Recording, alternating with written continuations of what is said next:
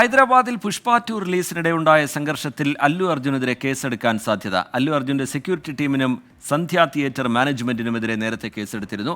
അല്ലു അർജുൻ തിയേറ്ററിലെത്തുമെന്ന് മുന്നറിയിപ്പ് നൽകിയില്ല എന്നാണ് പോലീസ് പറയുന്നത്. വിവരങ്ങളുമായി അരുൺ പൂപ്പറമ്പ ചേരുന്നുണ്ട് ബംഗളൂരുവിൽ നിന്ന്. അരുൺ പൂപ്പറമ്പ, ഈ അല്ലു അർജുനെതിരെ കേസെടുക്കാനുള്ള നീക്കം, അതുമായി ബന്ധപ്പെട്ട് പോലീസ് വിശദീകരിക്കുന്നത് എന്താണ്?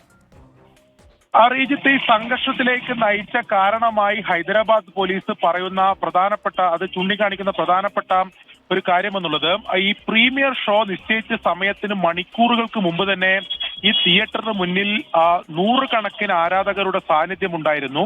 ഇതിനിടയിലേക്കാണ് യാതൊരു മുന്നറിയിപ്പുമില്ലാതെ ഈ സിനിമയുടെ നായകൻ അല്ലു അർജുൻ എത്തിയത്. അതിനുശേഷമാണ് ഈ ആരാധകർ ഈ തിയേറ്ററിലേക്ക് ഇരച്ചു കയറാൻ ശ്രമിക്കുകയും അതിലൂടെ സംഘർഷം ഉണ്ടാവുകയും ചെയ്തത്. ഈ അല്ലു അർജുന്റെ സുരക്ഷാ സംഘത്തിലുള്ളവർ യാതൊരു മുന്നറിയിപ്പും പോലീസിന് നൽകിയിട്ടില്ല.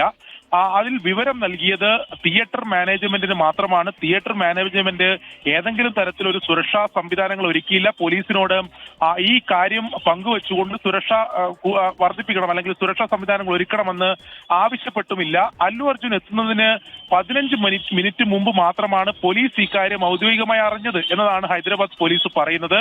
അതുകൊണ്ട് തന്നെ ഇതിനകം ഈ തിയേറ്റർ മാനേജ്മെന്റിനെതിരെയും ഈ അല്ലു അർജുന്റെ സുരക്ഷാ സംഘത്തിനെതിരെയും ഹൈദരാബാദ് പോലീസ് കേസെടുത്തിട്ടുണ്ട്. ഈ മരിച്ച സ്ത്രീയുടെ ഭർത്താവ് നൽകിയിട്ടുള്ള പരാതിയിലാണ് പോലീസ് നിയമ നടപടി സ്വീകരിച്ചിട്ടുള്ളത്.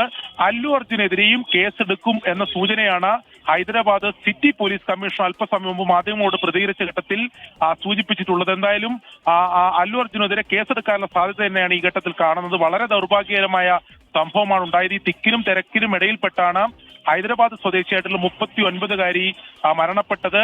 2 കുട്ടികൾക്കുൾപ്പെടെ നിരവധി പേർക്ക് ഗുരുതരമായി പരിക്കേൽക്കുകയും ചെയ്തിരുന്നു. സംഘർഷത്തിലും നിരവധി ആരാധകർക്ക് പരിക്കേറ്റിരുന്നു. അതുമായി ബന്ധപ്പെട്ട് 16 പേരെ പോലീസ് കസ്റ്റഡിയിലെടുത്ത് പിന്നീട് സ്റ്റേഷൻ ജാമ്യത്തിൽ വിട്ടയക്കുക ഉൾപ്പെടെ ചെയ്തിരുന്നു. അതിൽ കർശന നടപടിയുമായി മുന്നോട്ട് പോകുമെന്ന് തന്നെയാണ് ഹൈദരാബാദ് പോലീസ് ഈ ഘട്ടത്തിൽ വ്യക്തമാക്കിയത്.